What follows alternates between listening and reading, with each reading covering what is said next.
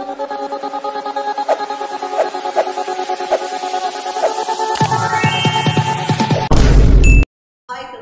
இன்னைக்கு இந்த வீடியோல எந்த விஷயத்தை பற்றி பேச போகிறோம், யாரை பற்றி பேச போகிறோம் அப்படின்னு சொல்லி வந்து கேட்டோம் அப்படின்னா, நம்மள பலருமே வந்துட்டு இந்த 23ஆம் புலிகேசி அப்படின்ற திரைப்படத்தை வந்துட்டு பார்த்துருப்போம் இல்லையா. ஸோ அந்த திரைப்படத்தினுடைய ரியல் வெர்ஷனாக வந்துட்டு பார்த்தோம் அப்படின்னா டொனால்ட் ட்ரம்ப் மாறிக்கிட்டு இருக்காப்ல அப்படின்னே சொல்லலாம். என்னப்பா சொல்கிற அப்படின்னு சொல்லி கேட்டோம் அப்படின்னா, பொதுவாக ஒரு நாடு இருக்குது அப்படின்னு சொல்லி வந்துட்டு பார்த்தோம் அப்படின்னா அந்த நாடு வந்துட்டு இன்னொரு நாடு மேலே போர் அப்படின்றத தொடுத்து போவாங்க.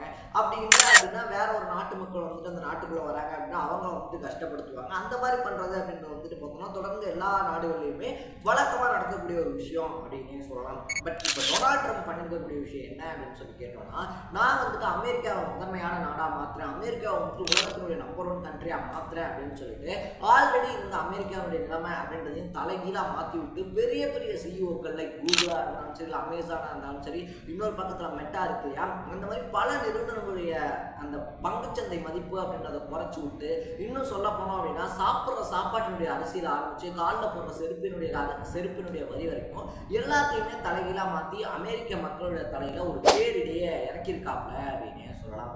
என்னப்பா சொல்ற அப்படின்னு சொல்லி கேட்டோம் அப்படின்னா, ஒரு 2-3 நாளைக்கு முன்னாடி வந்துட்டு நான் வந்துட்டு பரஸ்பர வரி விதிக்கிறேன் அப்படின்னு வந்துட்டு சொல்லியிருக்காரு இல்லையா. இப்போ வந்துட்டு எக்ஸாம்பிளுக்கு வந்துட்டு இதுக்கு முன்னாடி வரைக்கும் எப்படி இருந்துச்சு அப்படின்னு சொல்லி பார்த்தோம் அப்படின்னா, இந்தியாவில் வந்துட்டு அமெரிக்காவுடைய பொருள் ஒன்று இறக்குமதி பண்ணுறாங்க அப்படின்னா அதுக்கு ஒரு 30% டேக்ஸ் அப்படின்றத போட்டுக்கிட்டு இருந்தாங்க அப்படின்னா, அதே மாதிரி அமெரிக்காவில் இறக்குமதி பண்ணக்கூடிய இந்திய பொருளுக்கு ஒரு 10% டேக்ஸ் அப்படின்றது போட்டிருப்பாங்க அந்த பொருட்களை பொறுத்து. பட் டொனால்ட் ட்ரம்ப் என்ன அதிரடியாக அறிவிக்கிறாரு அப்படின்னு சொல்லி பார்த்தோம் அப்படின்னா, இனிமேல் வந்துட்டு இந்தியா 30% டேக்ஸ் போட்டால் நானும் 30% டேக்ஸ் அப்படின்றத போடுவேன், இந்தியா 50% டேக்ஸை போட்டால் நானும் 50% டேக்ஸ் அப்படின்றத போடுவேன் அப்படின்னு சொல்லிட்டு உலகம் பூரா இருக்கக்கூடிய பல நாடுகளுக்கு மேலே வந்துட்டு பார்த்தோம்னா இந்த பரஸ்பர வரி விதிப்பு அப்படின்றத அமல்படுத்தினாரு அப்படின்னே சொல்லலாம். ஸோ எல்லா நாடுகளுக்குமே உலகத்தில் இருக்கக்கூடிய எல்லா நாடுகளுக்குமான அடிப்படை இறக்குமதி விதி அப்படின்றது ஒரு 10% அப்படின்னு சொல்லி அனௌன்ஸ் பண்ணியிருந்தாரு. எந்த நாட்டினுடைய பொருள் அமெரிக்காவில் வந்துட்டு இறக்குமதி ஆகுது அப்படின்னாலும் அதுக்கு 10% வரி அப்படின்றத கொடுக்கணும். அதை தாண்டி வந்துட்டு பார்த்தோம் அப்படின்னா ஹையஸ்டாக வந்துட்டு கம்போடியா இருக்கு இல்லையா, கம்போடியாவுக்கு 49%, இலங்கைக்கு வந்துட்டு 44%, இந்தியாவுக்கு வந்துட்டு பார்த்தோம் அப்படின்னா 26%, சீனாக்கு 34%, யூரோப்புக்கு 20%, கொரியாவுக்கு 25%, ஜப்பானுக்கு 24% அப்படின்னு சொல்லிட்டு வரியை சும்மா வாரி தலைவன் இறச்சாப்ல அப்படின்னே சொல்லலாம். சரி, ஓகே, இதனால வந்துட்டு உலக நாடுகள் தானே வந்துட்டு கடுப்பாகும், ஏன் வந்து அமெரிக்காவே கடுப்பாகுது, அமெரிக்க மக்களே வந்துட்டு ஏன் ட்ரம்ப்புக்கு எதிராக வந்துட்டு போராட்டத்தில் ஈடுபடுறாங்க அப்படின்னு சொல்லி கேட்டீங்கன்னா ரொம்பவே சிம்பிளான ஒரு விஷயம் தான். இதனால டைரக்டா பாதிக்கப்பட போறது இந்தியாவோ கம்போடியாவோ இலங்கையோ யாருமே கிடையாது, அமெரிக்கன்ஸ் தான் அப்படின்னே சொல்லலாம். அது எப்படி அப்படின்னு சொல்லி வந்து பார்த்தோம் அப்படின்னா, ட்ரம்ப் என்ன அறிவிச்சிருக்கக்கூடிய அந்த பரஸ்பர வரி விதிப்பு இருக்கு இல்லையா, அதன்படி வந்துட்டு பார்த்தோம்னா இப்போ 27% வரி அப்படின்றது இப்போ இந்தியாவுக்கு இருக்குன்னு வச்சுக்கோங்க. இந்தியாவிலேருந்து வந்துட்டு அரிசி எப்படி சொல்றது அமெரிக்காவுக்கு போகுது அப்படின்னு சொல்லி பார்த்தோம்னா, இந்தியாவிலேருந்து அங்கே அமெரிக்காவுக்கு வரக்கூடிய அரிசி அங்கே இறக்குமதி பண்ண போகிறது ஒரு அமெரிக்க டீலராக தான் இருப்பார். அவர் இந்திய டீலராக கூட இருக்கலாம், யாராக வேணாலும் இருக்கலாம். பட் இப்போ டொனால்ட் ட்ரம்ப் வந்துட்டு பார்த்தோம் அப்படின்னா 27% வரி அப்படின்றத விதிச்சிருக்கிறதுனால அந்த அமெரிக்காவில் இருக்கக்கூடிய டீலர் என்ன பண்ணுவார் அப்படின்னு சொல்லி பார்த்தோம்னா அந்த டாக்ஸை கட்டி அந்த பொருளை வந்துட்டு இறக்குமதி பண்ணுவார். ஸோ அப்படி இறக்குமதி பண்ண பொருள் இருக்கு இல்லையா, அதனுடைய சேல்ஸாக இருந்தாலும் சரி, இல்லை அதனுடைய அந்த சர்வீஸ் டாக்ஸஸாக இருந்தாலும் சரி, இதெல்லாம் ஈடு கட்டுறதுக்காக என்ன பண்ணுவார் அப்படின்னு சொல்லி பார்த்தோம்னா, இப்போ ஒரு 30 ரூபாய்க்கு 1 கிலோ அரிசி வித்துக்கிட்டு இருக்கு அப்படின்னா அந்த டாக்ஸ் எல்லாம் அதிகமானதுனால 1 கிலோ அரிசி 50 ரூபா அப்படின்னு சொல்லிட்டு அமெரிக்கர்கள் கிட்ட தான் விற்பாரு. ஸோ அந்த டாக்ஸ் இப்போ கடைசியாக யார் தலையில் போய் விடுவோம் அப்படின்னு சொல்லி பார்த்தோம்னா அமெரிக்கா தலையில் தான். ஸோ இந்த மாதிரி பல நாடுகளுக்குமே வந்துட்டு பார்த்தோம் அப்படின்னா அமெரிக்கா இருக்கு இல்லையா, வரியை வாரி கொட்டியிருக்கிறதுனால இப்போ அமெரிக்க மக்கள் தான் அச்சத்தில் இருக்காங்க அப்படின்னு சொல்லலாம். ஏன்னா அரிசியில் ஆரம்பிச்சு செருப்பு, மின்னணு பொருட்கள் அப்படின்னு சொல்லிட்டு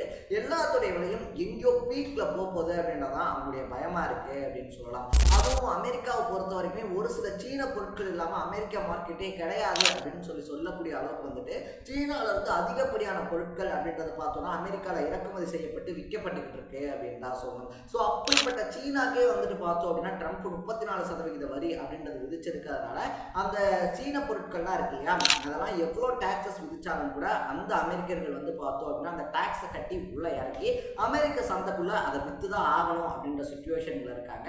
ஏன்னா அதனுடைய நீட்ஸ் இருக்கு இல்லையா, அதனுடைய நீட் வந்து ரொம்ப அதிகமாக இருக்கிறதுனால அது எவ்வளோவா இருந்தாலும் பரவாயில்ல வாங்கியே ஆகணும் அப்படின்ற மைண்ட் செட்டுக்கு இத்தனை வருஷமா அமெரிக்க மக்கள் இருக்காங்க இல்லையா, அவங்க பழகிட்டாங்க. நம்ம லைஃப்லேயே வந்துட்டு அன்றாட ஒரு பொருளை யூஸ் பண்ணி பழகிட்டோம் அப்படின்னா அது ஒரு 5 ரூபா 10 ரூபா ரேட் ஏறினாலும் வேற ஒரு பொருளுக்கு மாற மாட்டோம். நமக்கு அந்த விலை ஏறினதை பற்றி கூட கவலைப்படாமல் நம்ம அந்த பொருளை தான் வாங்குவோம். அந்த மாதிரி வந்துட்டு பல வருஷமாக சீனாவும் அமெரிக்காவும் வந்துட்டு பார்த்தோம் அப்படின்னா அந்த வர்த்தகம் அப்படின்றது ரொம்ப ஸ்ட்ராங்காக இருக்கிறதுனால சீனாவுடைய பொருட்கள் அமெரிக்காவில் அதிக அளவில் வந்துட்டு பார்த்தோம் அப்படின்னா ஆதிக்கம் அப்படின்றத செலுத்திக்கிட்டு இருக்கு அப்படின்னு தான் சொல்லுவோம்.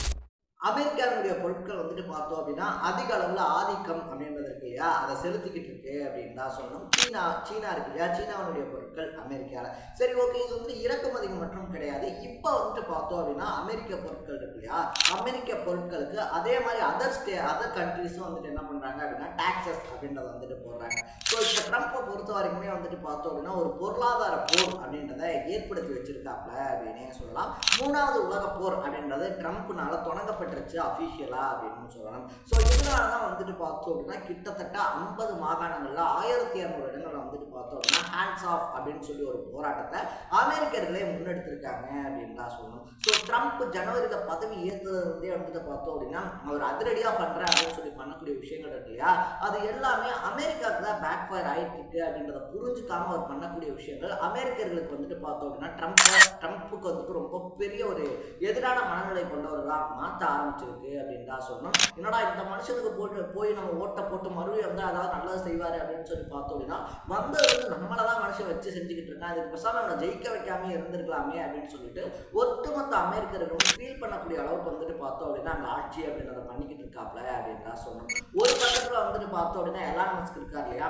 எலான் மஸ்கினுடைய பேச்சை கேட்டுட்டு ஆட்டம் போடுறது, இன்னொரு பக்கத்துல வந்துட்டு பார்த்தோம்னா இந்த மாதிரி அதிரடியான சம்பவங்கள் பண்ணி அமெரிக்கா வந்துட்டு நம்பர் 1 மாத்திர அப்படின்னு சொல்லிட்டு இருக்க தோற்றத்தையும் மண்ணள்ளி போடுறதே அப்படின்னு சொல்லிட்டு நான் முன்னாடி சொன்ன மாதிரி பார்த்தோம் அப்படின்னா டொனால்ட் ட்ரம்ப் இருக்கார் இல்லையா, த ரியல் லைஃப் 23ஆம் புலிகேசியா மாறிக்கிட்டு இருக்காப்ல அப்படின்னு தான் சொல்லணும். அதுலயும் வந்துட்டு பார்த்தோம் அப்படின்னா இந்திய பொருட்கள்ல அதிகப்படியா வந்துட்டு ஒயின் இருக்கு இல்லையா, ஒயினுக்கு 122% வரி, நெய் வெண்ணெய் பால் பவுடர்லாம் இருக்கு இல்லையா, அதுக்கெல்லாம் வந்துட்டு 38.23% டாக்ஸ், மீன் மாமிசங்கள்லாம் இருக்கு இல்லையா, சிக்கன் மட்டன் மீன் சொல்லிட்டு அதுக்கெல்லாம் வந்துட்டு பார்த்தோம் அப்படின்னா 27.83% டாக்ஸ் அப்படின்னு சொல்லிட்டு எக்கச்சக்கமா வாரி அரைச்சிருக்காரு. ஸோ இந்த பரஸ்பர வரி விதிப்புனால வந்துட்டு பார்த்தோம் அப்படின்னா 17 லட்சம் கோடி ரூபாய் அப்படின்றதையும் அமெரிக்கா இந்த 2 நாள்ல இழந்திருக்காங்க அப்படின்னே சொல்லலாம். பல முன்னணி கோடீஸ்வரர்கள் எலான் மஸ்கா இருந்தாலும் சரி, மார்க் ஜூக்கர்பர்கா இருந்தாலும் சரி, ஜெஃப் பெசோஸா இருந்தாலும் சரி, இந்த மாதிரி பல முன்னணி கோடீஸ்வரர்கள் பல லட்சம் கோடி ரூபாய் அப்படின்றத இந்த வர்த்தக போர் காரணமா இழந்திருக்காங்க அப்படின்னே சொல்லலாம். ஸோ ட்ரம்பினுடைய நடவடிக்கைகளை பத்தி